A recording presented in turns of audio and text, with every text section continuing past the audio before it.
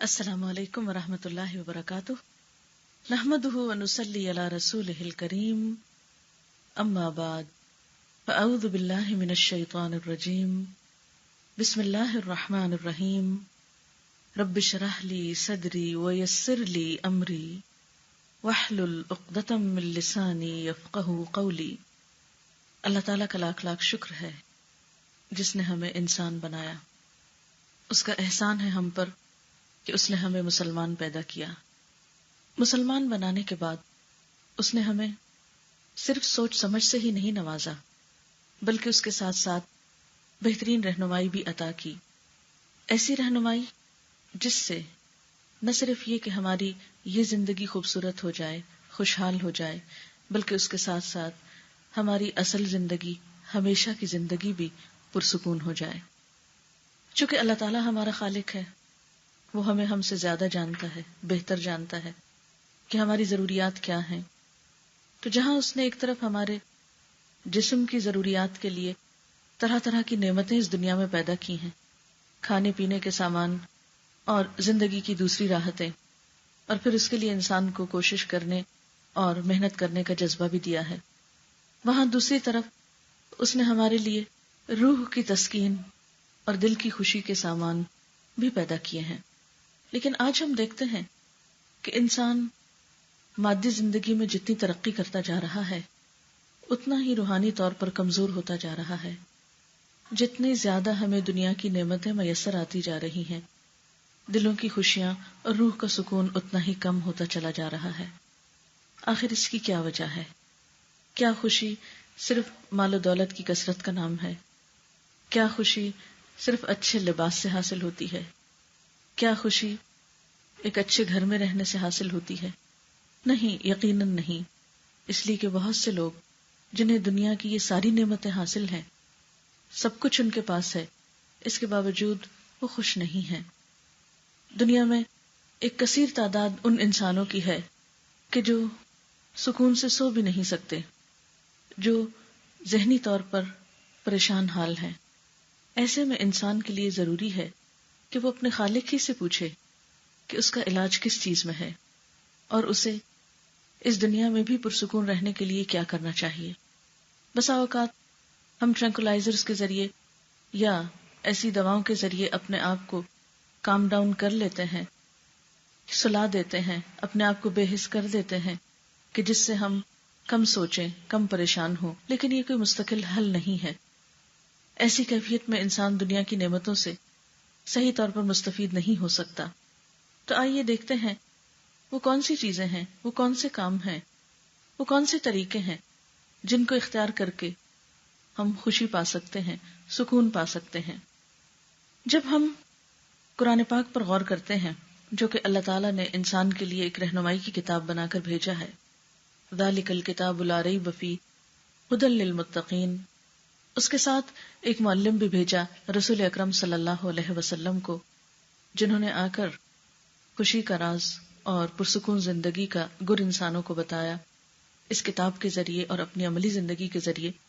تو ہم دیکھتے ہیں کہ چند ایک چیزیں ہمارے سامنے آتی ہیں جن کو اپنا کر انسان پرسکون زندگی بسر کر سکتا ہے۔ اس میں سب سے پہلی چیز تو بذات خود ایمان ہے، اور ایمان ایسا ایمان جو زندہ ایمان ہو، محض ایک ریچول کے طور پر نہ ہو، صرف ایک پیدائشی ایمان نہ ہو، بلکہ شعور کے ساتھ، پورے احساس کے ساتھ، ہوش و حواس کے ساتھ ان تمام چیزوں کو ماننا جنہیں اللہ تعالیٰ نے ماننے کے لیے ضروری قرار دیا ہے۔ اور اس میں سب سے بڑھ کر خود اللہ سبحانہ و تعالیٰ کی ذات پر پورا ایمان اور یقین، اور اس بات کا ایمان اور یقین کہ وہ ذات ایسی ذات ہے، وہ رب ایسا رب ہے کہ جس کے ہاتھ میں زمین و آسمان کی بادشاہت ہے اور وہ ہر چیز پر پوری قدرت رکھتا ہے، وہ بھروسے کے لائق ہے، وہ سب سے سچا ہے، اس کی بات سب سے زیادہ انصاف پر مبنی ہے۔ پھر اس کے بعد انسان کو جو چیز سکون دیتی ہے وہ فائدہ مند علم ہے۔ سیکھتے رہنا انسان کی زندگی میں خوشیوں کا سامان پیدا کرتا ہے۔ خواہ آپ زندگی کے کسی بھی موڑ پہ پہنچ جائیں، خواہ آپ بچے ہوں، آپ جوان ہوں، آپ بوڑھے ہوں، آپ مرد ہوں یا عورت ہوں، اگر آپ کا علم کے ساتھ کسی بھی طرح تعلق ہے تو آپ ایک پرسکون زندگی گزار سکتے ہیں۔ اس میں فارمل ایجوکیشن کے علاوہ عام روزمرہ زندگی میں مطالعے کی عادت، اچھی بکس کی ریڈنگ انسان کے لیے ایک بہترین دوست کا کام کرتی ہے۔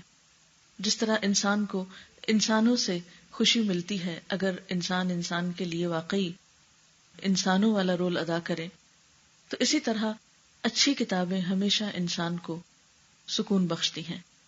اس کے لیے اگر ہم اپنی ایک عادت ڈال لیں کہ صبح کے وقت میں یا رات کے وقت میں یا دوپہر میں یا کسی نہ کسی وقت میں کسی بھی اچھی کتاب کے ساتھ ضرور تعلق رکھنا ہے۔ اب دیکھیے کہ پڑھنے کو بہت کچھ ملتا ہے، ریڈنگ کے لیے بہت کچھ اس وقت کتابیں موجود ہیں، لیکن ہر طرح کی کتابیں سکون نہیں بخشا کرتی۔ کچھ کتابیں تو ایسی ہوتی ہیں جو الٹا انسان کا سکون برباد کر دیتی ہیں۔ اس معاملے میں بھی سلیکشن بہت ضروری ہے، اسی لیے میں نے لفظ استعمال کیا ہے نفع مند علم، فائدہ مند علم، جو ہمیں دنیا میں کسی قسم کا فائدہ دے یا پھر آخرت کے اعتبار سے فائدہ مند ہو۔ کیونکہ کچھ کتابیں ایسی ہوتی ہیں جو وقتی طور پر تو ایک خوشی کا سبب بنتی ہیں یا ذہنی انٹرٹینمنٹ کا سبب بنتی ہیں، لیکن حقیقت میں انسان کے قلب و روح میں سکون کا سبب نہیں بنتی۔ اس لیے کتابوں کے انتخاب میں یہ بات ضروری ہے کہ ایسی چیز انسان کے سامنے ہو، وہ چیز پڑھے کہ جس سے اس کی زندگی میں ایک امنگ پیدا ہو، کچھ کرنے کا جذبہ پیدا ہو، اس کو زندگی میں ایک روشنی ملے، اس کی امید میں اضافہ ہو، مایوسی سے بچانے والی چیز ہو۔ اس لیے علم نافع جو ہے وہ دلوں کو کھولتا ہے، وہ دلوں کے غم کو دور کرتا ہے اور انسان کے بہت سے بوجھ کو بانٹ لیتا ہے۔ اس دنیا میں بہترین دوست کتاب ہے، یعنی بہترین دوست اگر کوئی ہو سکتا ہے تو وہ کتاب کا ساتھ ہے۔ کتاب ایسے وقت میں بھی انسان کے پاس ہوتی ہے جب انسانی دوست انسان کو چھوڑ جاتے ہیں یا اپنی مجبوریوں کی وجہ سے کام نہیں آ سکتے۔ یہ ایک خاموش ساتھی ہے کہ جس سے آپ جس وقت چاہیں فائدہ اٹھا سکتے ہیں۔ اس لیے اچھی کتابوں کا مطالعہ سکون دینے والی چیز ہے۔ آپ دیکھیں کہ مثلاً آپ کو نیند نہیں آ رہی، آپ کا دل نہیں لگ رہا، آپ بے چین ہو رہے ہیں، کوئی بھی اچھی کتاب پڑھنا شروع کریں، آپ دیکھیں گے کہ تھوڑی دیر کے بعد خود بخود آپ کو نیند آنے لگے گی۔ آپ تنہائی محسوس کر رہے ہیں، گھبراہٹ ہو رہی ہے، ڈپریشن ہو رہا ہے، آپ اچھی کتاب پڑھنا شروع کریں، آپ دیکھیں گے کہ اس میں فوراً کمی ہونے لگے گی، کیونکہ وہ کتاب آپ کو اپنے اندر انوالو کر لے گی۔ اور ان کتابوں میں سب سے بہترین کتاب جس میں ہر علم کی بنیاد ہے، جو تمام علوم کا منبع ہے، جہاں تمام علم جمع ہو جاتے ہیں، وہ اللہ کی کتاب ہے۔ اللہ کی کتاب دراصل ہماری روح کی غذا کے طور پر آئی ہے۔ جس طرح جسم کو کھانے پینے کی ضرورت ہے، اسی طرح ہماری روح کو بھی سکون چاہیے، اور وہ اللہ کی کتاب سے ملتا ہے۔ اور اللہ تعالیٰ خود اس کتاب کا تعارف قرآن پاک میں فرماتے ہیں، کتاب انزلناہ الیک مبارک، یہ کتاب جسے ہم نے آپ کی طرف اتارا ہے بہت برکت والی ہے۔ ایک اور جگہ پر آتا ہے وَنُنَزِّلُ مِنَ الْقُرْآنِ مَا هُوَ شِفَاءٌ وَرَحْمَةٌ، ہم قرآن میں سے وہ چیزیں اتارتے ہیں جو شفا اور رحمت ہے۔ ایک اور جگہ پر آتا ہے شفاء لما فی الصدور، کہ یہ کتاب سینے کی بیماریوں کے لیے، دل کی بیماریوں کے لیے شفا کا کام کرتی ہے۔ تو گویا اللہ کی کتاب کا پڑھنا اور صرف تلاوت کرنا ہی نہیں بلکہ اس کو سمجھ کر پڑھنا انسان کے گہرے غم، دکھ اور ڈپریشن کا علاج ہے۔ یہ ایک ایسا تجربہ ہے جس کے کرنے کے بعد کوئی بھی شخص مایوس نہیں رہ سکتا، صرف اس کو آزمانے کی ضرورت ہے۔ اس کے بعد دوسری چیز جو انسان کے غم کو دور کر سکتی ہے وہ استغفار کی کثرت ہے، یعنی اپنے گناہوں کی معافی مانگتے رہنا۔ ہم انسان ہیں، کمزور ہیں، ہم سے خطائیں ہوتی ہیں، اللہ تعالیٰ کے حق میں بھی ہم سے کمی ہوتی ہے، اور بندوں کے حق میں تو نہ جانے کتنی دفعہ کمی ہوتی ہے۔ بعض اوقات ہم سے ایسی حرکتیں ہو جاتی ہیں کہ ہمیں احساس بھی نہیں ہوتا، اندازہ بھی نہیں ہوتا، اور دوسرا شخص اس سے دکھی ہو جاتا ہے۔ یہ ہم میں سے ہر ایک کا تجربہ ہے، اور ایسے میں جس شخص سے ہمیں تکلیف پہنچی ہوتی ہے اس کو جب احساس بھی نہیں ہوتا، ہم سے معافی کہاں مانگ سکتا ہے؟ یا اگر اسی طرح ہم کسی کے لیے دکھ اور تکلیف کا سبب بنے ہیں تو ہم بھی کسی سے معافی نہیں مانگتے۔ تو ایسے میں استغفار کی کثرت جو ہے وہ انسان کے گناہوں کو دھوتی ہے، انسان کی ایسے ہی غلطیوں کا ازالہ کرتی ہے، انسان کے دل سے بوجھ ہٹاتی ہے، اور انسان کو اللہ کے قریب کرتی ہے. اسی لیے حدیث پاک میں آتا ہے من لزم الاستغفار جعل اللہ لہ من کل ہم فرجا، جس نے استغفار کی پابندی کی اللہ تعالیٰ اس کے لیے ہر غم اور ہر فکر اور پریشانی سے نکلنے کا راستہ بنا دیں گے. نوح علیہ السلام نے اپنی قوم کو بھی اسی چیز کا وعدہ کیا تھا. فَقُلْتُ اسْتَغْفِرُوا رَبَّكُمْ إِنَّهُ كَانَ غَفَّارًا، میں نے اپنی قوم سے کہا کہ تم اپنے رب سے استغفار کرو، یقیناً وہ بہت معاف کرنے والا ہے. فائدہ تمہیں اس سے کیا ہوگا؟ یرسل السماء علیکم مدرارا، تمہارے لیے آسمان کو برسنے والا بنائے گا، یعنی خوب بارشیں برسیں گی، اور بارش جو ہے وہ اللہ کی رحمت کی علامت ہوتی ہے. اسی طرح وَيُمْدِدْكُمْ بِأَمْوَالٍ وَبَنِينَ، تمہیں مال اور بیٹوں سے نوازے گا. وَيَجْعَلْ لَكُمْ أَنْهَارًا، اور تمہارے لیے نہریں جاری کر دے گا. یعنی دنیا کی نعمتیں اور رحمتیں جو ہیں وہ کثرت استغفار سے آتی ہیں. جب کبھی دل میں کوئی دکھ، کوئی غم، کوئی ڈپریشن آنے لگے، فوراً استغفر اللہ شروع کر دیں. استغفر اللہ ربی من کل ذنب واتوب الیہ، اللہم اغفر لی ذنبی، اللہم اغفر لی. اور اگر عربی میں کوئی بھی نہیں آتی تو ہم اردو میں یا انگریزی میں اللہ تعالیٰ سے براہ راست اپنے گناہوں کی معافی مانگ سکتے ہیں کہ یا اللہ تو مجھے بخش دے، میری ان خطاؤں کو بھی جو مجھ سے ہو گئی انسان ہونے کے ناطے، ان غلطیوں کو بھی معاف کر دے کہ جو میں نے انجانے میں کی، ان گناہوں کو بھی معاف کر دے جو سب کے سامنے کیے، اور ان کو بھی معاف کر دے جو چھپ کر کیے. تو استغفار ایک ایسا علاج ہے انسان کے لیے قرآن و سنت کی روشنی میں کہ جو انسان کے بہت سے دکھوں، محرومیوں اور غموں کا مداوع ہو سکتا ہے. پھر اسی طرح استغفار کے علاوہ کوئی بھی اور ذکر، قرآن پاک میں اللہ تعالیٰ فرماتے ہیں الا بذکر اللہ تطمئن القلوب، سنو، خبردار رہو، اللہ کے ذکر سے دلوں کو اطمینان ملتا ہے، دلوں کو سکون ملتا ہے. بعض اوقات انسان جب بہت غم کی حالت میں ہوتا ہے تو ذکر کو بھی دل نہیں چاہتا. ایسے میں انسان اگر ہمت کر کے صرف اللہ اللہ ہی کو پکارنے لگے، یا سبحان اللہ و بحمدہ سبحان اللہ العظیم، اللہ اکبر، الحمدللہ، سبحان اللہ، لا الہ الا اللہ، کوئی بھی چیز جو انسان کے لیے پڑھنے میں آسان ہو، انسان اس سے فائدہ اٹھا سکتا ہے. لیکن ذکر کی کثرت جو ہے یہ انسان کے دل کو روشن کرتی ہے، انسان کے دلوں کے بوجھ کو اتارتی ہے.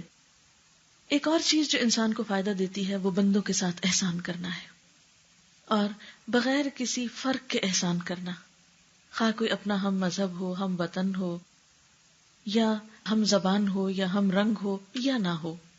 کوئی شخص کسی بھی دین کا ہو، کسی بھی مذہب کا ہو، کسی بھی رنگ صورت کا ہو، کسی بھی سٹیٹس کا ہو، کہیں کا بھی ہو، کوئی بھی انسان، اس کے ساتھ اچھائی برتنا، اس کے ساتھ احسان کرنا، اس کا بھلا کرنا، اس کے کام آنا، اس کی خیر خواہی سوچنا دلوں کو سکون بخشتا ہے. جب آپ کا دل سب انسانوں کے لیے محبت کرتا ہے، جب آپ کے دل میں ہر ایک کے لیے پیار ہے، جب آپ کے دل میں ہر ایک کے لیے خیر خواہی کا جذبہ ہے، تو یہ ایسی بہترین چیز ہے کہ جس کی اللہ تعالیٰ کے ہاں بہت قدر ہے، کیونکہ اللہ تعالیٰ اپنی مخلوق سے محبت کرتا ہے. اس لیے کسی بھی تعصب کے بغیر، کسی بھی فرق کے بغیر ہر انسان کے ساتھ خیر خواہی. عموماً ایسا ہوتا ہے کہ ہم یا تو اپنے خون کے رشتوں سے محبت کرتے ہیں، یا پھر اپنے دوستوں سے محبت کرتے ہیں، یا یہ کہ جو ہماری برادری یا خاندان یا زبان بولنے والا ہو اس سے محبت کرتے ہیں، یا اس کا بھلا چاہتے ہیں، یا اس کے لیے ہماری ہمدردیاں ہوتی ہیں. لیکن جب ایک انسان ان تمام چیزوں سے بالا ہو کے سوچتا ہے، کوئی کالا ہو یا گورا ہو، کوئی بھی زبان بولتا ہو، لیکن جب انسان اس کو اس نظر سے دیکھتا ہے کہ یہ میرے رب کی مخلوق ہے، اسے بھی میرے رب نے بنایا ہے، اور یہ بھی آدم کی اولاد میں سے ہے، اور اس رشتے میں مجھے اس کے ساتھ ہمدردی ہے، تو آپ دیکھیں گے کہ یہ چیز آپ کے دل کو سکون دے گی. ہوتا یہ ہے کہ بندوں کے ساتھ ہمارا معاملہ اسی طرح ہوتا ہے جیسی ہماری ان کے لیے سوچ ہوتی ہے. لوگ ہمیں ویسے ہی نظر آتے ہیں جیسے ہماری اپنی نگاہ ہوتی. آپ دیکھیے کہ مثلا اگر میں اینک اتار دوں تو اس سے کیا ہوگا کہ میری نگاہ کمزور ہے تو مجھے سب کی شکل صحیح نظر نہیں آئے گی، حقیقت پہ فرق پڑ جائے گا. آپ کچھ ہے، مجھے کچھ اور نظر آ رہا ہے، لیکن چشمہ لگانے سے وہ سچویشن بدل جاتی ہے. اسی طرح اگر یہ چشمہ کلرڈ ہو جائے تو رنگ بھی بدل جائیں گے. بالکل اسی طرح اندر کی نگاہ جو ہے، دل کی نگاہ جو ہے، یہ بھی اسی طرح رنگ بدلتی ہے. اگر آپ کے دل میں کسی کے لیے اچھائی ہے تو اس کی غلطی کو بھی آپ اچھائی سمجھیں گے. اس کی کوتاہی کو بھی آپ معاف کر سکیں گے. لیکن اگر اندر کوئی تعصب ہے، اندر کسی کے ساتھ نفرت اور ضد ہے، تو اس کی اچھی چیزوں پر بھی آپ خوش کبھی نہیں ہوں گے. اس لیے دل میں بندوں کے لیے، مخلوق کے لیے خیر خواہی کے جذبات پیدا کرنے کی ضرورت ہے. اور یہ کچھ مشکل کام نہیں. اگر کسی انسان کی کوئی بات بری بھی لگے تو انسان یہ سوچ لے کہ ہو سکتا ہے میرے اندر اس سے بھی زیادہ خامیاں ہوں. اگر کوئی شخص ایسی بات کر رہا ہے یا ایسا کام کر رہا ہے جو قابل نفرت ہے، تو انسان کو سوچ لینا چاہیے کہ ہو سکتا ہے کہ میرے اندر بھی کوئی ایسی چیز ہو جو اللہ تعالیٰ کو پسند نہ آتی ہو. اور اگر میری ایسی حرکتوں کے باوجود رب مجھے رزق دے رہا ہے، میرے ساتھ احسان کر رہا ہے، تو مجھے بھی اس کے بندوں کے ساتھ احسان کرنا ہے. اگر کسی نے میرے ساتھ کوئی غلط معاملہ کیا تو ایسے موقع پر بھی معاف کرنے میں دیر نہیں لگانی چاہیے. روایات میں آتا ہے، قرآن پاک میں سورۃ النور میں یہ واقعہ موجود ہے، واقعہ افک کے نام سے، کہ سیدہ عائشہ رضی اللہ تعالی عنہا پر ایک الزام لگا تھا. ان کو ایک صحابی صفوان بن معطل کے نام سے منسوب کیا گیا تھا کہ شاید ان کے ساتھ کوئی برے ریلیشنز ہیں. یہ بہت بڑی بات تھی آپ کی عزت پر. اور مدینہ کے کچھ منافق اس الزام تراشی میں آگے تھے. ان سے متاثر ہو کر کچھ مخلص مسلمان جو تھے وہ بھی اس پروپیگنڈے کا شکار ہو گئے. تو ایسے میں حضرت ابوبکر صدیق رضی اللہ تعالی عنہ کے وہ رشتہ دار بنتے تھے. آپ ان کی کفالت بھی کرتے تھے، ان کا وظیفہ مقرر کر رکھا تھا کیونکہ وہ ضرورت مند تھے. تو وہ شخص بھی حضرت عائشہ پر الزام لگانے والوں میں تھے.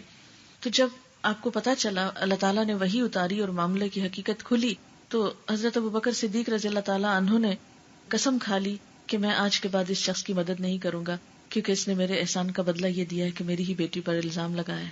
تو فوراً قرآن پاک میں آیت اتری کہ وَلَا يَأْتَلِ أُولُو الْفَضْلِ مِنْكُمْ وَالسَّعَةِ، کہ تم میں سے جو فضل اور وسعت والے لوگ ہیں وہ ایسی قسمیں نہ کھایا کریں کہ غریب مہاجر مسلمانوں کی مدد نہیں کریں گے. الا تحبون ان یغفر اللہ لکم، کیا تم نہیں پسند کرتے کہ اللہ تعالیٰ تم کو معاف کر دے؟ تو معاف کر دو. یعنی اس سے بڑا زخم کسی کو کیا لگ سکتا ہے کہ اس کی بیٹی پر کوئی جھوٹا الزام لگائے. اور انسان کو حق ہے کہ اس سے بدلہ لے، لیکن اللہ تعالیٰ کو پھر یہی پسند ہے کہ انسان دوسروں کی خطائیں معاف کر دے. کیونکہ دو ہی صورتیں ہوتی ہیں کسی بھی معاملے کے پیش آنے کے بعد، ایک یہ کہ انسان غلطی کرنے والے کو معاف کر دے، اور یہ کہ معاف نہیں کرے اور اپنے دل میں ہی بالے رکھے.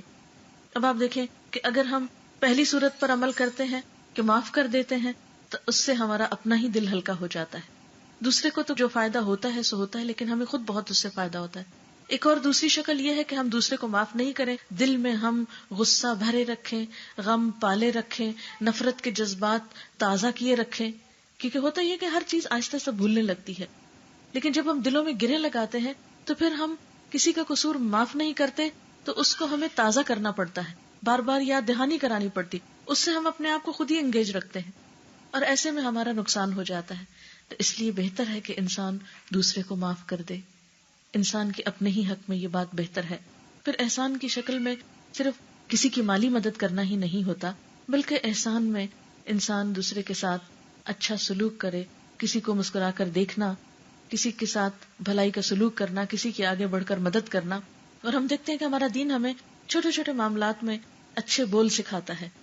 مثلاً اگر کسی مسلمان کو چھینک آ گئی ہے تو ہمیں کیا سکھایا گیا ہے کہ فوراً تم اس کو دعا دو، یرحمک اللہ کہو کہ اللہ تم پر رحم کرے.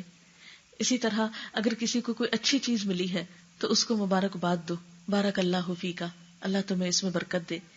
اسی طرح مسلمان کا مسلمان پر یہ حق بتایا گیا ہے کہ جب وہ اسے دیکھے تو اس کو سلام کرے، اگر بیمار پڑ جائے تو اس کی عیادت کرے، اگر فوت ہو جائے تو اس کے جنازے پہ جائے، اس کے لیے بخشش کی دعا کرے. تو یہ چھوٹی چھوٹی چیزیں جن پر ہمارا کچھ بھی خرچ نہیں آتا. سلام کرنے پر کیا خرچ آئے گا؟ کسی کو اسمائل پاس کرنے میں ہمارا کیا خرچ آئے گا؟ کچھ بھی نہیں. اسی طرح اگر کوئی بیمار ہو گیا ہے اور ہم نے اس کا حال پوچھ لیا، یا ویسے ہی ملاقات کے وقت حال پوچھ لیا، تو ہمارا اس پر کوئی بھی خرچ نہیں آئے گا. کسی نے ہمیں سلام کیا تو ہم نے اس کا جواب دے دیا، تو دو لفظ ہی تو زبان سے بول رہے ہیں، ہم دن بھر پتہ نہیں کیا کچھ بولتے رہتے ہیں، لیکن اگر جواب دے کر ہم دوسرے کو خوش کر دیتے ہیں تو اس سے ہمارا کچھ بھی نقصان نہیں ہوتا. اور اسلام نے ان چھوٹے چھوٹے کاموں پر ہمیں نیکی کا تصور بھی دیا ہے کہ تم سلام کا آغاز کرو گے تو تمہیں 30 نیکیاں ملیں گی، جو جواب دے گا اس کو 10 نیکیاں ملیں گی. یعنی چھوٹی چھوٹی چیز پر ایک شوق دلایا ہے اچھا کام کرنے کا. تو یہ انسانی تعلقات میں ایک خوشگواری پیدا کرتے ہیں. اس لیے بندوں کے ساتھ احسان کرنا، آگے بڑھ کر سلام کرنا، اس بات کے انتظار میں نہ رہنا کہ دوسرا مجھے پوچھے، آگے بڑھ کر دوسرے کی مدد کرنا، اور اس بات کے انتظار میں نہ رہنا کہ کوئی میری مدد کو آئے تو میں اس کی مدد کو جاؤں. نہیں، جو شخص آگے بڑھ جاتا ہے سارا اجر وہ لوٹ لیتا ہے، اللہ کی نگاہ میں بھی پسندیدہ ہوتا ہے اور بندوں کی نگاہ میں بھی عزیز اور محبوب ہوتا ہے۔ یہ نہیں ہو سکتا کہ آپ کسی سے ہمدردی کریں تو اس کے دل میں آپ کے لیے پھر جگہ نہ ہو۔ ٹھیک ہے، کچھ لوگ احسان فراموش ہوتے ہیں، لیکن سب ایسے نہیں ہوتے، اور اگر کوئی وقتی طور پر احسان نہ بھی مانے تو اللہ تعالیٰ اس کے لیے ایسی سچویشن ضرور پیدا کرتے ہیں کہ کسی دن وہ آپ کا احسان مانے۔ صرف صبر کی ضرورت ہوتی ہے، ایک وقت کے گزرنے کی ضرورت ہوتی ہے۔ نیکی ضائع نہیں جاتی، نیکی اپنا ایک وزن رکھتی ہے، نیکی اپنا ایک اثر رکھتی ہے۔ صرف ہم جلد بازی کرتے ہیں کہ اگر میں نے ابھی کسی سے اچھا کیا ہے تو فوراً ہی مجھ کو ریٹرن ملے۔ پھر اسی طرح انسان کو جو چیز سکون دیتی ہے اور جو چیز خوشحال اور خوشگوار زندگی کا سبب بنتی ہے وہ اس کی جرت ہے، اس کی بہادری ہے۔ انسان کے دل کے اندر ایک عزم اور ایک پختہ ارادے کا ہونا انسان کے لیے بہت سی مشکلات کو آسان کر دیتا ہے۔ اب دیکھیے کہ خوف کیا چیز ہے۔ خوف باہر کی چیز نہیں، خوف ہمارے اپنے اندر کی چیز ہوتی ہے۔ مثلا بچوں کو جب تک آپ نہیں ڈراتے اندھیرے سے تو وہ نہیں ڈرتے، لیکن جو ہی آپ ان کو اندھیرے سے خوف دلاتے ہیں یا بلی سے ڈراتے ہیں یا کتے سے ڈراتے ہیں یا کسی جن سے ڈراتے ہیں تو بچے ڈرنا شروع ہو جاتے ہیں۔ اور اگر آپ نے ان کے دل میں خوف نہیں ڈالا تو وہ خوف زدہ نہیں ہوگے۔ جس چیز کا آپ کو علم نہیں، مثلا دیوار کے پیچھے کیا ہے، اگر آپ کو نہیں پتا تو آپ کے اندر کوئی خوف نہیں ہوگا، لیکن جو ہی آپ کو پتا چلے گا آپ ایک دم خوف زدہ ہو جائیں گے۔ تو اس خوف کا تعلق جو ہے وہ آپ کے اپنے اندر سے اور آپ کے علم سے اور آپ کے اپنے محسوسات سے ہوتا ہے۔ عموماً ہم بہت سی چیزوں کا ایسا خوف کرتے رہتے ہیں جس کی کوئی حقیقت نہیں ہوتی اور جس کے خوف کرنے کی کوئی ضرورت بھی نہیں ہوتی، اور اس خوف کو دور کرنے کے لیے سب سے مفید چیز اللہ کی ذات پر بھروسہ رکھنا ہے، ایک یقین کی کیفیت کا اپنے اندر ہونا ہے۔ پھر اسی طرح خوشحال زندگی کا ایک اور راز یہ ہے کہ انسان اپنے دل کو نفرت، حسد، عداوت اور بغض ان جذبات سے پاک کرے۔ جس طرح ہم اپنے جسم کی صفائی کرتے ہیں، جن لوگوں کو روز نہانے کی عادت ہوتی، اگر ایک دن وہ نہیں نہائے تو ان کو چین نہیں آتا، ایک بے چینی لاحق ہو جاتی ہے۔ حتیٰ کہ بچوں میں آپ نے دیکھا ہوگا کہ چھوٹے بچوں کو جو بالکل نیو بورن ہوتے ہیں، اگر آپ ان کو روزانہ نہلانے کے عادی ہیں اور وہ صاف رہنے کے عادی ہیں، اور اگر ایک دن آپ کسی مجبوری سے نہیں نہلا سکے تو بچہ سوتا نہیں ہے، یعنی طبیعت پہ اتنا فرق پڑ جاتا ہے۔ تو جس طرح ہم اپنے جسم کو دھوتے ہیں، صاف کرتے ہیں، جس طرح ہم اپنا لباس صاف کرتے ہیں، جس طرح ہم اپنے گھروں کو صاف کرتے ہیں، اسی طرح ہمیں اپنی روح کی صفائی کی بھی ضرورت رہتی ہے، اپنے دل کی صفائی کی ضرورت رہتی ہے، اور روزانہ دلوں کو صاف کرنے کی ضرورت ہوتی ہے۔ اگر ہم ایک عادت بنا لیں کہ رات کو سوتے وقت صرف ایک جملہ دہرا لیا کریں کہ آج کے دن میں جس کسی نے مجھ پر کوئی زیادتی کی ہے میں نے اس کو معاف کر دیا، میں اپنے دل میں کسی کے لیے نفرت نہیں رکھوں گی، میں اپنے دل میں سیاہ داغ نہیں پڑنے دوں گی، تو آپ دیکھیں گے کہ آپ کے اپنے ہی ساتھ کیے ہوئے اس عہد اور وعدے سے خود آپ کو ریلیف ملے گا، ایک سکون اور ایک خوشی کی کیفیت آپ کے اندر آئے گی، کیونکہ اس چیز کی قدردانی کرنے والا بھی موجود ہے، آپ کے ان الفاظ کو سننے والا بھی موجود ہے۔ لا تأخذہ سنۃ ولا نوم، جس کو نہ نیند آتی ہے نہ اونگ آتی ہے، آپ سو رہے ہوتے ہیں وہ ہمیشہ جاگتا ہے، اور آپ کے اندھیرے میں یا دن میں یا رات میں کیے ہوئے کسی بھی کام سے وہ پوری طرح واقف ہے۔ اگر کوئی انسان اس کام کی آپ کو جزا نہ بھی دے تو ہم تو مسلمان ہیں، آخرت پر یقین رکھتے ہیں، یہ یقین رکھتے ہوئے کہ میرے اس عمل سے میرا رب راضی ہوگا اور میرے اس عمل سے مجھے بہترین جزا ملے گی، تو انسان کے لیے یہ کام کرنا آسان ہو جاتا ہے۔ کیونکہ کسی کی نفرت دل میں رکھنا دراصل کیا ہے، ایک میل ہے۔ نفرت کو آپ ایک میل سے تعبیر کر سکتے ہیں، ایک سیاہ داغ سے تعبیر کر سکتے ہیں۔ جب نفرت آپ کے دل میں ہوتی ہے تو وہ داغ آپ پہ لگا ہوتا ہے، جس سے آپ کر رہے ہیں اس کو کیا فرق پڑتا ہے، اس کو تو مثلاً آپ کوئی بری بات بولیں گے یا آپ اس سے برا کریں گے تو اس تک اثر جائے گا، ورنہ تو جب تک آپ اپنے دل میں رکھ کے آپ کڑ رہے ہیں، جل رہے ہیں، تو آپ ہی کو تکلیف ہو رہی۔ اس لیے یک طرفہ طور پر ان چیزوں کو اپنے دل سے نکالنے کی کوشش کریں۔ اب دیکھیے کہ اگر ہمیں تھوڑا سا بھی ایکسٹرا بوجھ اٹھا کے چلنا پڑے تو ہم تھوڑی دیر کے بعد تھک جائیں گے، بالکل اسی طرح ہماری روح تھک جاتی ہے نفرتوں کے بوجھ اٹھا اٹھا کر، دوسروں کے ساتھ ضد اور عداوت کے بوجھ اٹھا اٹھا کر۔ تو اگر اس کو اتار سکیں تو آپ دیکھیں گے کہ آپ کو اس سے ریلیف ملے گا، اور یہ صرف اپنے آپ کو سمجھانے کی ضرورت ہوتی ہے، اپنے آپ کو یقین دہانی کرانے کی کہ میرا یہ عمل رائے گاہ نہیں جائے گا۔ آپ دیکھیے کہ صدقہ مختلف طرح کا ہوتا ہے، مال کا صدقہ ہوتا ہے اور ایک عزت کا صدقہ بھی ہوتا ہے۔ سلف صالح کے بارے میں ملتا ہے کہ وہ بعض اوقات اس طرح دعا مانگتے تھے یا اللہ تو میری یہ دعا قبول کر لے، میری یہ ضرورت پوری کر دے، میں نے اپنی عزت کا صدقہ کیا کہ اگر مجھے کبھی کسی نے کچھ برا کہا ہو یا میرے ساتھ برا کیا ہو تو میں نے اس کو معاف کر دیا۔ پھر اسی طرح جو چیز انسان کو خوشی بخشتی ہے وہ اپنی نگاہ، اپنی زبان اور اپنے دل کی حفاظت ہے۔ نگاہ کو ایسی چیزوں پہ پڑنے سے بچانا کہ جن کو دیکھنے سے اللہ تعالیٰ نے منع کیا ہے یا جن کا دیکھنا حرام قرار دیا ہے۔ اسی طرح زبان کو ایسی گفتگو سے بچانا کہ جس گفتگو کو اللہ تعالیٰ نے ناپسند کیا ہے، مثلا جھوٹ ہے، چغلی ہے، غیبت ہے، بد زبانی ہے، بد کلامی ہے، گالی گلوچ ہے، ان چیزوں سے منع کیا گیا ہے اور ایک ایک لفظ لکھا جا رہا ہے۔ اپنے آپ کو ان چیزوں سے روک کر رکھنا اپنے ہی سکون کا باعث بنتا ہے، کیونکہ یہ تمام چیزیں حرام کے دائرے میں آتی ہیں۔ ہم بعض اوقات گندی چیزیں کھانا تو پسند نہیں کرتے، یعنی اگر ہمیں پتہ چل جائے کہ جو پانی ہم نے پیا ہے یا جو کھانا ہم کھا رہے ہیں اس میں کوئی جرمز ہے یا گندگی ہے تو ہم ایک دم تھوک دیں گے اس کو، لیکن اسی زبان پر غیبت جیسی حرام چیز رکھتے ہیں، اسی سے ادا کرتے ہیں۔ یعنی گفتگو میں بہت سا حرام جو ہے یا بہت سی گندگی جو ہے اس کو ہم نگلتے چلے جاتے ہیں، بولتے چلے جاتے ہیں اور اس کے لیے اپنے آپ کو روک نہیں سکتے۔ اگر ہمیں تھوڑی دیر کے لیے بھی احساس ہو جائے کہ ہم جو ابیوسو لینگویج مثلاً اگر کسی کو عادت ہو استعمال کرنے کی کہ ہم جو اپنے منہ سے یہ نکال رہے ہیں تو یہ بھی تو اسی طرح کی گندگی ہے جو اگل رہے ہیں، تو انسان اس گندگی کی کراہت کی وجہ سے اگر خود کو روک سکے اور اس کو جتنا وہ محسوس کرے گا اتنا ہی روکنے میں کامیاب ہوگا، تو آپ دیکھیں گے کہ اس عمل سے آپ کے اپنے ہی دل کو سکون ملے گا۔ پھر اسی طرح ایک اور اہم چیز جو ہے انسانوں کی پریشانی کا باعث بنتی ہے وہ فراغت ہے۔ کہتے ہیں کہ خالی ذہن شیطان کا گھر ہوتا ہے۔ فراغت انسان کی بہت بڑی دشمن ہے اور فراغت کو بیکار کاموں سے پر نہیں کرنا چاہیے۔ انسان اپنی زندگی میں ایسے کام کرے کہ جس سے کسی انسان کا فائدہ ہو یا انسان کی اپنی آخرت کا فائدہ ہو، یعنی اپنے لیے ضرور ایسے کچھ نہ کچھ کام کرتے رہیں کہ جس سے کوئی تعمیری چیز سامنے آئے، کیونکہ اللہ تعالیٰ نے انسان کو عقل جیسی نعمت دی ہے، انسان کے اندر انرجی ہے، انسان کے اندر بہت سے اچھے جذبات ہیں، انسان کے اندر بہت اچھی سینسز ہیں، یہ سب چیزیں استعمال کرنے کے لیے اللہ تعالیٰ نے دی ہیں۔ جب ہم ان کو استعمال نہیں کرتے تو ان کو زنگ لگنے لگتا ہے، اور جب زنگ لگتا ہے تو ہمارے دلوں کو پریشانی ہوتی ہے اور ڈپریشن ہوتا ہے اور غم اور بے سکونی ہوتی ہے۔ اسی لیے آپ دیکھیں کہ جو لوگ مصروف رہتے ہیں، اور مصروفیت بھی ایسی نہیں کہ کسی بھی چیز میں مصروف ہو گئے، مصروفیت ایسی کہ جو بہت پروڈکٹیو ہو، بہت اچھی ہو، مفید ہو، دوسروں کے لیے فائدہ مند ہو یا اپنی ذات کے لیے فائدہ مند ہو، تو آپ دیکھیں گے کہ ایسے لوگ پریشانی میں کم مبتلا ہوتے ہیں۔ اور خصوصی طور پر مصروفیت کے لیے ایسے کاموں کو کرنے کی ضرورت ہے کہ جس سے انسانیت کا بھلا ہو اور جس سے اللہ تعالیٰ کی رضا انسان کو حاصل ہوتی ہو۔ پھر اسی طرح قناعت بہت بہترین نعمت ہے۔ قناعت کا مطلب کیا ہے کہ جو کچھ انسان کو ملا ہے اس پر راضی ہونا سیکھے۔ جب انسان کے اندر قناعت نہیں ہوتی تو انسان کے اندر کبھی بھی چین اور سکون آ نہیں سکتا۔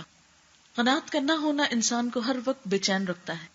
اگر کسی بھی انسان کی سوچ یہ ہے کہ فلاں کے پاس تو وہ چیز آ گئی، میرے پاس کیوں نہیں، فلاں کا ایسا گھر بن گیا تو میرا ابھی کیوں نہیں بنا، فلاں کے بچے اتنی ڈگری لے گئے تو میرے بچے ابھی تک کیوں پیچھے ہیں، فلاں کے بچے کی شادی ہو گئی ہے تو میرے بچے کی شادی ابھی تک کیوں نہیں ہوئی، وغیرہ وغیرہ، چھوٹی چھوٹی ایسی بہت سی چیزیں ہوتی ہیں کہ جن کے بارے میں ہم سوچ سوچ کے بے چین رہتے ہیں، پریشان ہوتے ہیں، لیکن حاصل تو کچھ نہیں ہوتا، کیونکہ جو کام جس وقت ہونا ہے اسی وقت ہونا ہے۔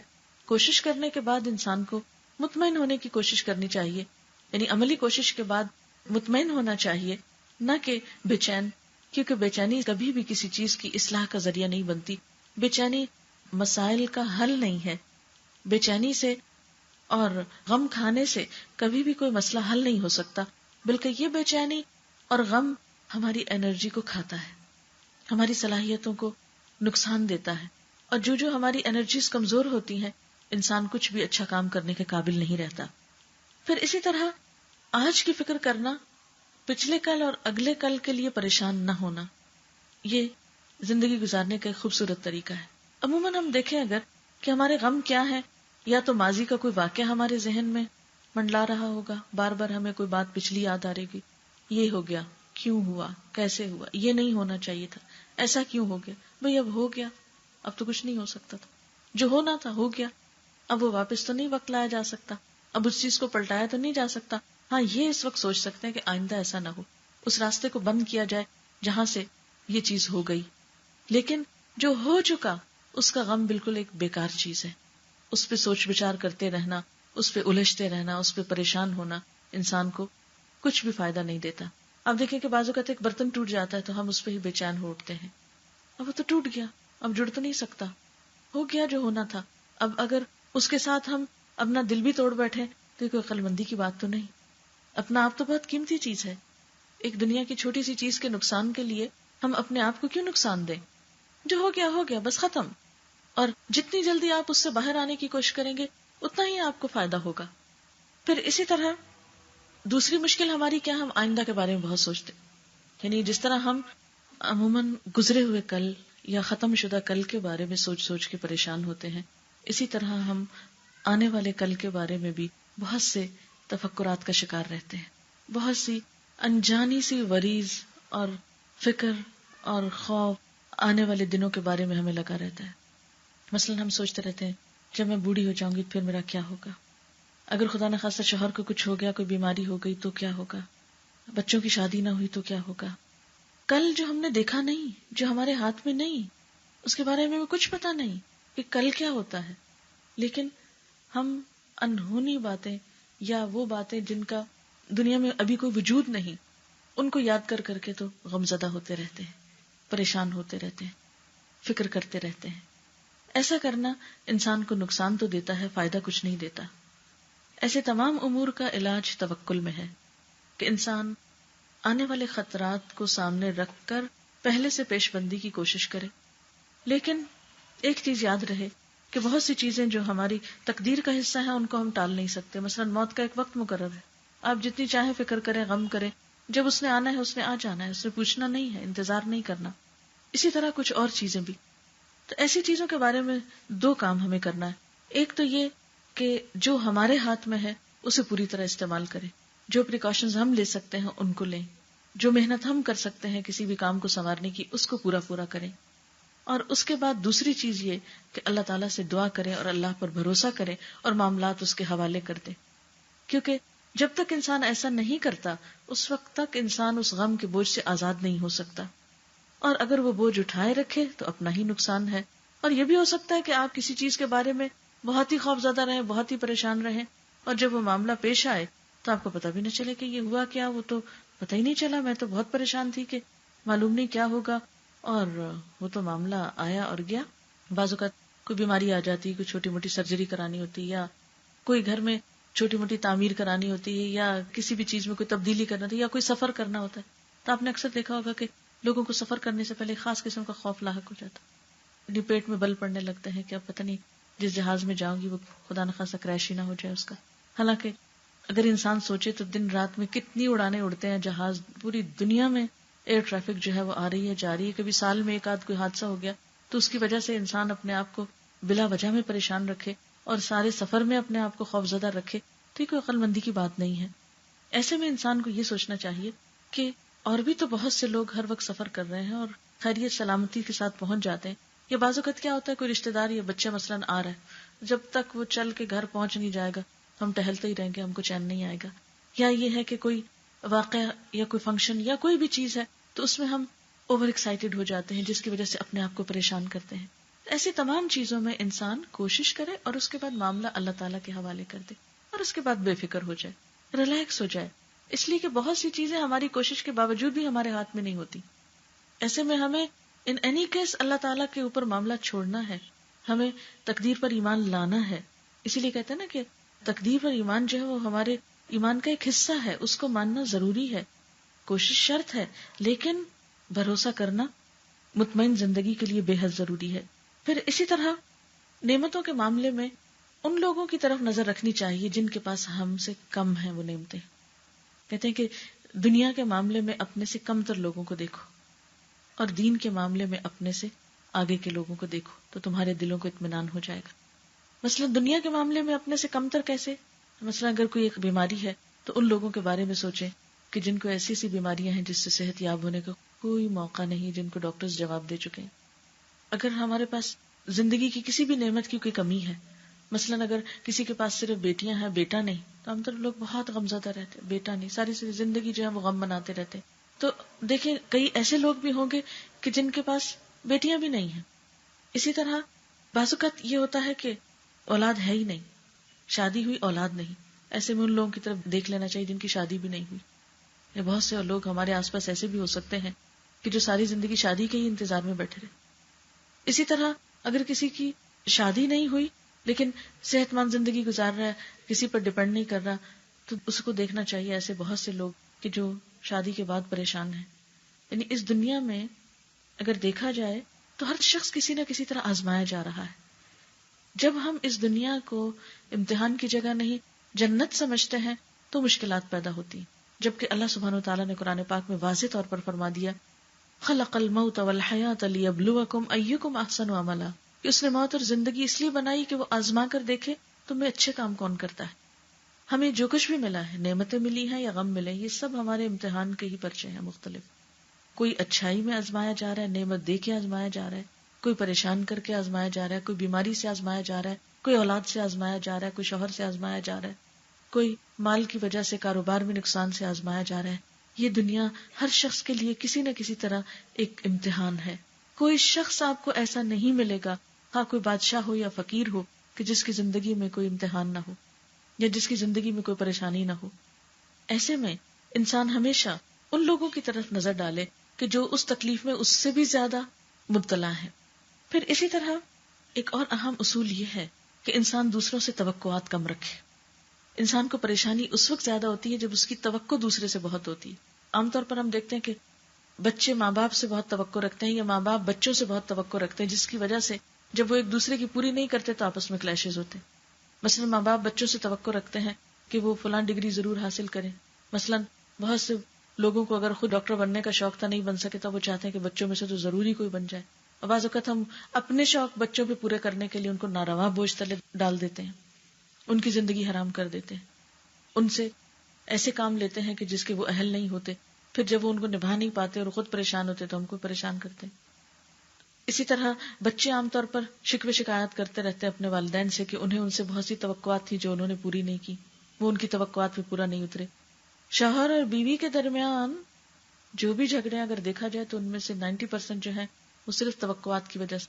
بیوی ایکسپیکٹ کرتی ہے شوہر سے کہ وہ اپنی محبت کا اظہار کرے، شوہر بیوی سے کچھ ایکسپیکٹیشنز رکھے ہوئے ہے، دونوں ہی ایک دوسرے کی توقعات پوری نہیں کرتے اور محض انتظار کرتے ہیں کہ دوسرا پہل کرے. پھر یہ کہ انسان ہے، کمزور ہے، جو وہ پوری نہیں کر سکتا، پھر ہمارے دل میں شکوہ پیدا ہوتا ہے. پھر ہم شکوہ کرتے نہیں تو اس کو دل میں رکھتے، پھر اس سے غم پیدا ہوتا ہے اور اس سے تعلقات میں ایک کولڈنس آ جاتی ہے، ایک سرد مہری آ جاتی ہے. اور شیطان کا تو کام ہی کیا ہے کہ تھوڑا سا ایسا موقع اس کو ملے، وہ وسوسے پیدا کر کر کے اس رائی کو پہاڑ بنا دے اور زندگی کو دشوار کر دے. تو ایسی صورت میں یہ بہت ضروری ہے کہ انسان دوسرے انسانوں سے ان کی حیثیت کے مطابق ہی توقع رکھے. یہ تو بالکل ایسے نہیں جیسے اگر ایک شخص کے پاس 1000 روپے ہیں تو آپ توقع رکھ بیٹھیں کہ وہ لاکھ سے آپ کی مدد کرے. وہ کیسے کرے؟ اس کے پاس ہے ہی 1000. تو ہم میں سے ہر شخص کی لمٹس ہیں. اور عموماً ہوتا کیا ہے، اگر کوئی ہم سے اچھی طرح پیش آ گیا یا کسی نے ہم سے تھوڑی سی ہمدردی کر لی، ہم اس سے اب اتنی توقع رکھ بیٹھتے ہیں کہ شاید اس کے پاس کوئی جادو کی چھڑی اور سارے ہمارے مسائل حل کر دے گا. حالانکہ یہ ممکن نہیں ہوتا، انسانوں کے بس میں نہیں ہوتا. لیکن ہماری غلط توقعات ہمیں اس سے مایوس کرتی ہیں. جب ہم مایوس ہوتے ہیں تو پھر ہمارے دل ٹوٹتے ہیں، پھر ہم دوسروں کے بارے میں وہ زبان استعمال کرتے ہیں جو ہمیں نہیں کرنی چاہیے. تو عموماً جو خاندانوں میں یا رشتہ داروں کے درمیان تعلقات کی خرابی ہوتی ہے وہ اسی وجہ سے ہوتی. اور پھر ہم اس معاملے میں دوسرے کو ایکسکیوز بھی نہیں کر سکتے. ہم کہتے ہیں نہیں وہ کر سکتا، وہ جان بوجھ کے نہیں کر رہا. حالانکہ بعض اوقات بہت جینوئنلی دوسرا شخص ہماری توقع پہ پورا نہیں اتر سکتا. کسی کے یہاں بیماری ہو سکتی ہے، کوئی مجبوری ہو سکتی ہے، کوئی سفر ہو سکتا ہے، کوئی مصروفیت ہو سکتی ہے جس کی بنا پر دوسرا شخص ہمارے کام نہیں آ سکتا. اسی لیے اللہ تعالیٰ نے نیکی کس کو بتایا ہے، کس کا اجر اپنے پاس رکھا ہے. نیکی وہ ہے کہ جب کسی انسان کے ساتھ آپ احسان کریں تو اس سے بدلہ نہ چاہیں. نیکی کر دریا میں ڈال، اس کا بدلہ اللہ سے چاہیں. اگر وہ انسان جواب میں شکریہ کہہ دے تو وہ اس کی اپنی مرضی، لیکن شکریہ کی ڈیمانڈ رکھنا بھی درست نہیں کہ آپ ایکسپیکٹ کریں کہ دوسرا آپ کو ضرور تھینکس کرے یا دوسرا آپ کو ریٹرن میں اتنا ہی کچھ دے. مثلاً آپ دیکھیے کہ تحفے کا لین دین جو ہے ایک محبت کو بڑھانے والی چیز ہے، لیکن جب سے تحفوں کا لین دین برابر کے بدلے کے طور پر ہوا، یہ ایکسپیکٹیشن کے ساتھ ہونے لگا، تو وہ تحفے بھی ایک وبال جان بن گئے، بوجھ بن گئے. لے کر ایک پریشانی میں مبتلا ہو گئے کہ اب یہ کس دن لوٹائیں اور کیسے لوٹائیں گے، اتنی بڑی چیز واپس کیسے ہوگی، وہ خواہ ایک پریشانیوں میں اضافے کا ذریعہ بن گئی. وہی چیز جو خوشی اور محبت کا ذریعہ ہو سکتی تھی، وہی چیز تعلقات کی خرابی کا ذریعہ ہو گئی. پھر اسی طرح زندگی میں جب کوئی غم آئے تو اس کا کمپیریزن کریں ان خوشیوں سے جو اب تک آپ دیکھ چکے. کوئی نعمت چھن جائے تو ان نعمتوں کو اس وقت یاد کریں کہ جو آپ کے پاس ہیں. مثال کے طور پر اگر آپ کی نگاہ کمزور ہو گئی تو اب اس پہ غم کرنے کی بجائے یہ سوچیں کہ الحمدللہ میری زبان بہت اچھی چلتی ہے ابھی تک، یا یہ کہ میرے کان بہت اچھے سنتے ہیں، یا یہ کہ میرے پاؤں چلتے ہیں، میں کسی پہ ڈیپینڈنٹ نہیں ہوں. کوئی بات نہیں اگر نگاہ کمزور ہوگی، اتنے سال ٹھیک بھی تو تھی. تو اگر کوئی ایک چیز چلی جائے تو فوراً یاد کریں کہ ہے کیا کچھ میرے پاس. اس سے آپ کا غم ہلکا ہو جائے گا. آپ دیکھیے کہ غم اور دکھ کو جتنا ہم محسوس کریں گے اتنا ہی وہ ہم پہ طاری اور حاوی ہوتا چلا جائے گا. بہت سے لوگ جب ان پہ غم آتا ہے وہ پرواہ نہیں کرتے تو وہ غم بھی ناغم ہو جاتا ہے یا بے غم ہو جاتا ہے. مثلاً آپ دیکھیں اس کو آپ یوں پہچان سکتے ہیں جیسے بازو کا سردی ہوتی تو کچھ طبیعتیں ایسی ہوتی ہیں کہ جن کو سردی بہت لگتی ہے، وہ تھوڑا سا بھی موسم بدلے تو بیمار پڑ جاتے ہیں کیونکہ وہ سردی محسوس کرنے کی جسم میں اس کی صلاحیت بہت ہے. اسی طرح کچھ لوگ بہت زیادہ اپنے آپ کو سینسیٹیو بنا دیتے ہیں، چھوٹی سی بات کو اتنا زیادہ محسوس کر لیتے ہیں کہ بیمار پڑ جاتے ہیں. تو یہ جو اوور سینسیٹیو ہونا ہے یہ کوئی خوبی نہیں ہے، یہ اپنے ہی حق میں نقصان دہ ہے. اللہ تعالیٰ نے ہمیں سینسز دی ہیں محض اپنی ذات کے لیے سینسیٹیو ہونے کے لیے نہیں، وہ سینسز دی ہیں کہ ہم کوئی اچھے تعمیری کام کریں، اپنے آپ کو کسی کام میں لگائیں. جب ہماری یہ صلاحیتیں کسی چیز میں لگنے لگتی ہیں تو پھر بہت سی باتیں ہمارے اوپر اثر بھی نہیں کرتی، کیونکہ ایسا انسان اپنے احساسات کو کسی اور چیز میں استعمال کر رہا ہے. لیکن جس کے احساسات کہیں پازیٹیولی استعمال نہیں ہو رہے، ایسا شخص پھر اپنے احساسات کو غم اور دکھ کے لیے ہی تیز کر رہا ہے، اور تیز کرنا اپنے آپ ہی کو نقصان دینا ہے. پھر اسی طرح حاسدوں کی باتوں کی پرواہ نہیں کرنی چاہیے. ایک اور اہم زندگی میں اصول بنا لیں کہ جو لوگ آپ کی کسی نعمت سے حسد کرتے ہیں ان کی تنقید کی پرواہ نہیں کریں. اور یہ ہر انسان کے ساتھ ہوتا ہے، جیسے آپ صلی اللہ علیہ وسلم نے فرمایا ہر صاحب نعمت حسد کیا جاتا ہے. اور حسد عام طور پر کون کرتے ہیں؟ جو آپ کے لیول کے لوگ ہوتے ہیں. جو آپ سے اونچے ہوتے ہیں ان کو آپ سے حسد نہیں ہوتا کیونکہ ان کے پاس بہت کچھ ہے، وہ آپ سے کیوں حسد کرے. اور اسی طرح اس سے بڑے لوگ بھی نہیں کرتے اور چھوٹے بھی نہیں کرتے عموماً.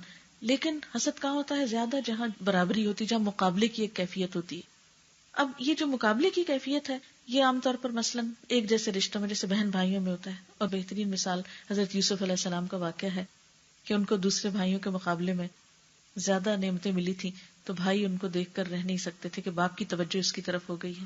تو پورا قصہ ہے قرآن پاک میں اس سلسلے میں کہ پھر ان کے ساتھ کیا ہوتا ہے اس حسد کی وجہ سے. بالکل اسی طرح عام طور پر حسد پایا جاتا ہے خاندانوں میں. مثلاً دیورانی جٹھانی ہے، وہ رشتہ ایسا ہے کہ اس میں خاموش کمپٹیشن چلتا رہتا ہے. اس کے بچے نے وہاں داخلہ لے لیا، اس کو یہ مل گیا، وہ ایک کولڈ وار جاری رہتی ہے اندر ہی اندر مقابلے کی. تو وہاں پر حسد ہوتا ہے. بعض اوقات پروفیشنز میں حسد ہوتا ہے.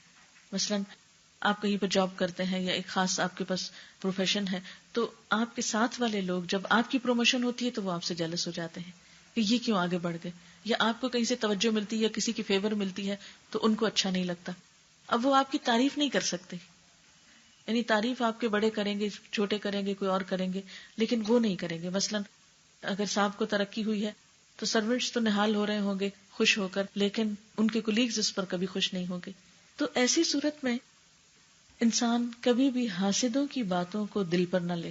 ایک کان سے سنے دوسرے سے نکال دے، کیونکہ وہ تعریف کی بجائے تنقید کر کر کے ہی پریشان کرنا چاہیں.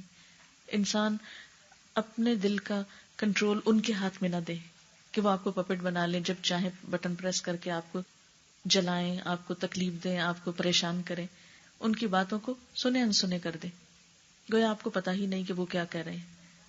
اور اس میں بھی آپ دیکھیں کہ بہت سے لوگ آپ کی خیر خواہ بھی ہوتے ہیں، آپ کے ساتھ اچھی بات بھی کرتے ہیں. تو ہم ایسا کیوں کرتے ہیں کہ 100 لوگ اگر ہمارے ساتھ اچھے ہیں اور ایک اچھا نہیں تو ہم 100 کی اچھائی کو بھول کے ایک کی برائی کو اپنے دل پہ لے کے تو رونا دھونا شروع کر دیں اور اس پہ پریشان ہو جائیں اور اپنا کام چھوڑ بیٹھے.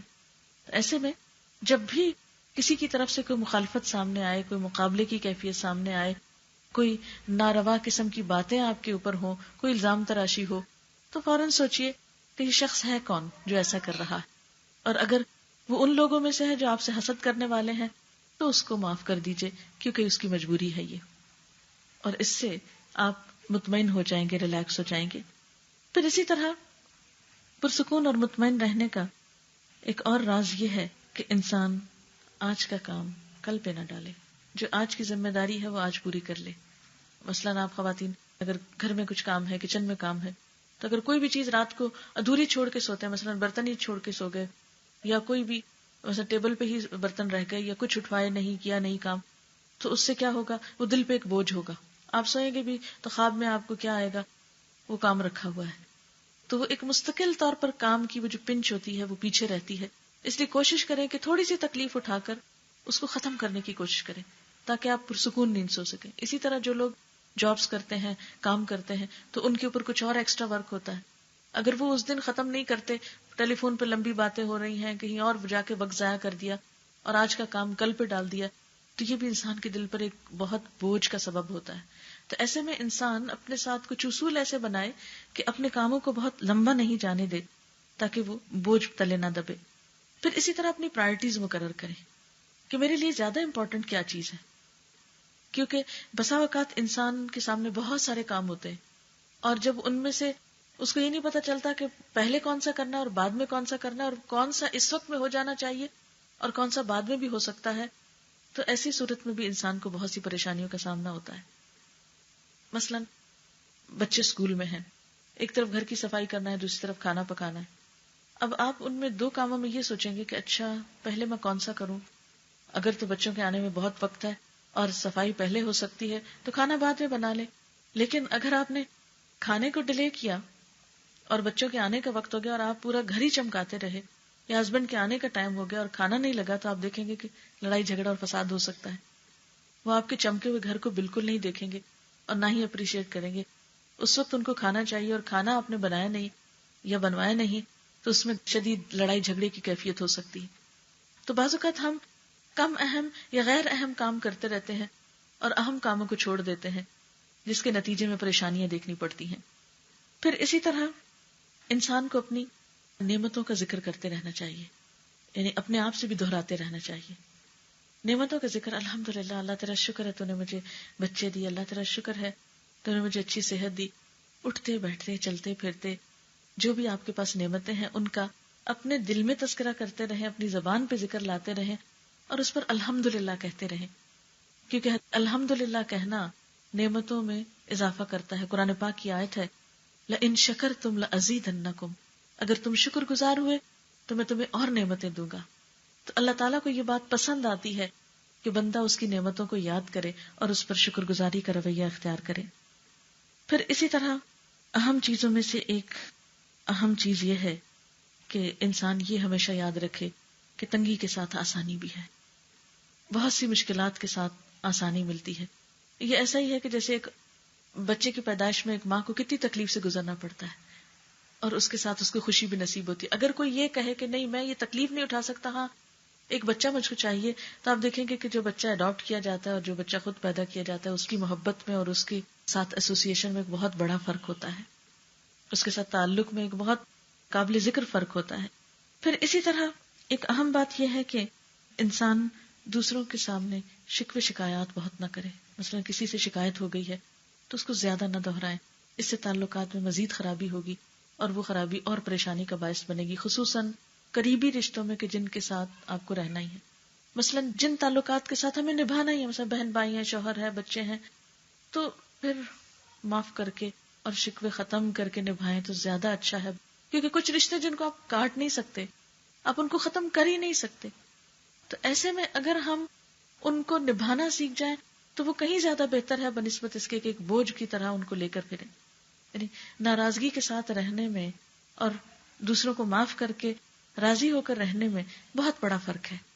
ایک چیز انسان کے لیے تکلیف کا سبب بنتی ہے اور دوسری اس کے لیے سکون کا سبب بنتی ہے۔ پھر اسی طرح ایک اور چیز یہ کہ بہت سی چیزوں پر صبر انسان کے لیے بہت بہترین نعمت کے حصول کا ذریعہ بنتا ہے۔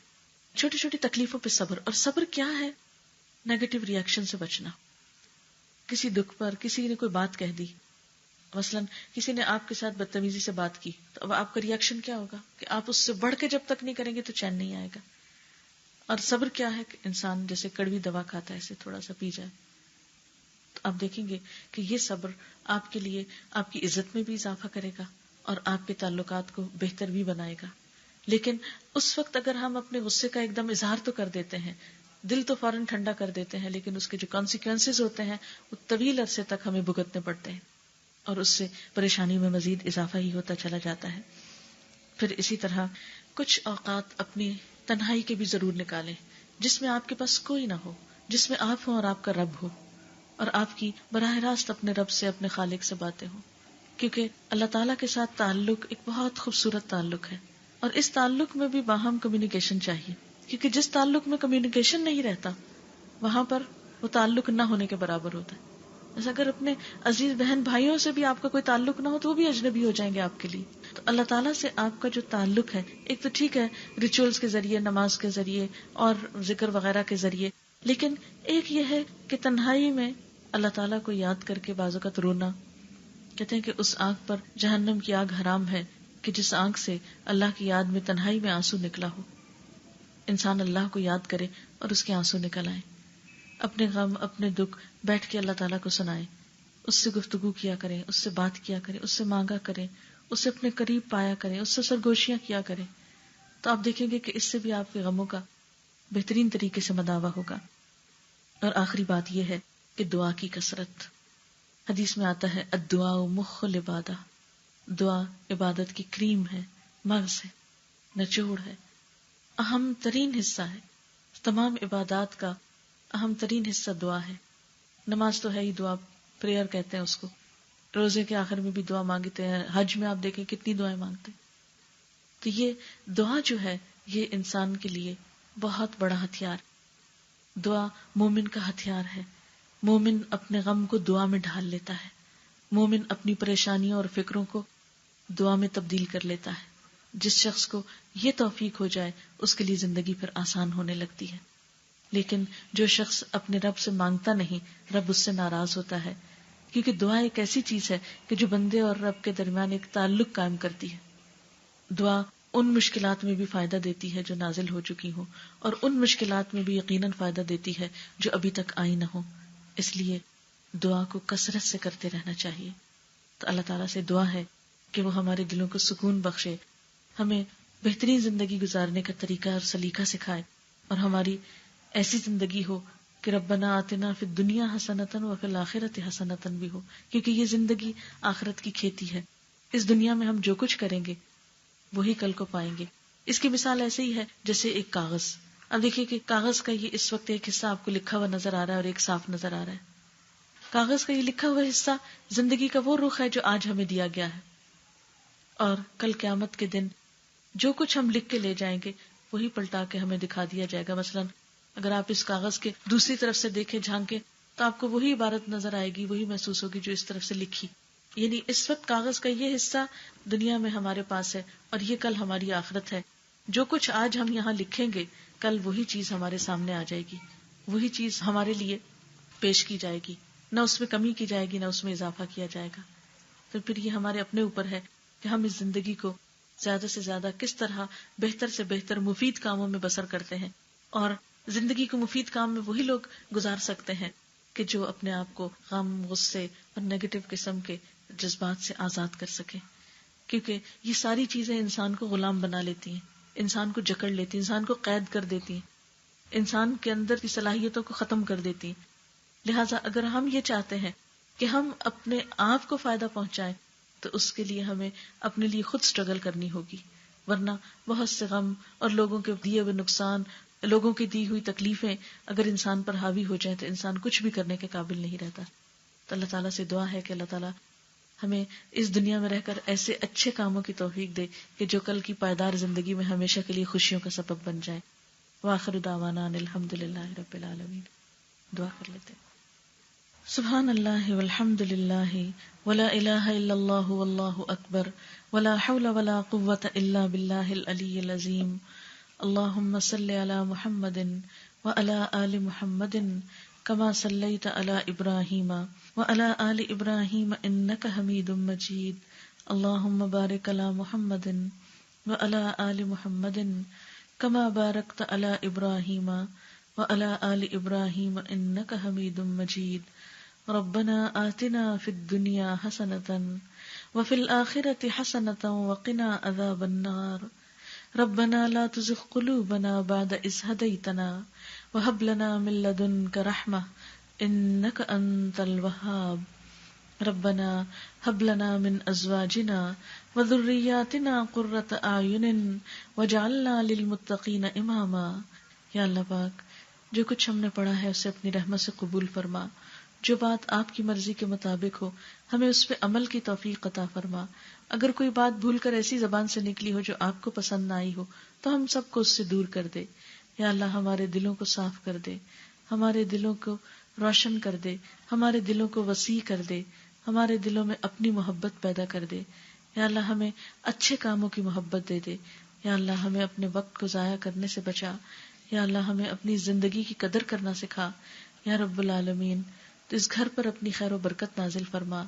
جنہوں نے یہ پروگرام ارینج کیا ہے یا اللہ انہیں دنیا اور آخرت کی برکتیں اور سعادتیں نصیب فرما. جتنی بھی بہنیں یہاں تشریف لائیں یا اللہ ان کی دنیا اور آخرت کے سارے غم، دکھ اور تکلیفیں دور فرما. یا اللہ ہمیں اپنی محبت عطا کر. یا رب العالمین، ہماری کوتاہیوں سے درگزر فرما. ہمیں اپنا قرب عطا کر، ہمیں اپنے خاص بندوں میں شامل کر لے. ہم سے وہ کام لے لے جو تجھے پسند آ جائے. یا اللہ تمام بیماروں کو صحت دے، سب دکھی لوگوں کے دکھ دور فرما. یا رب العالمین، جتنے بھی حاجت مند ہیں ان کی جو بھی حاجات ہیں ان کو پورا فرما. ربنا تقبل منا انک انت السمیع العلیم وتب علینا انک انت التواب الرحیم. وصلی اللہ تعالی علی خیر خلقہ محمد وعلی آلہ واصحابہ واہل بیتہ اجمعین برحمتک یا ارحم الراحمین. الہی آمین. سبحانک اللہم وبحمدک نشہد ان لا الہ الا انت نستغفرک ونتوب الیک.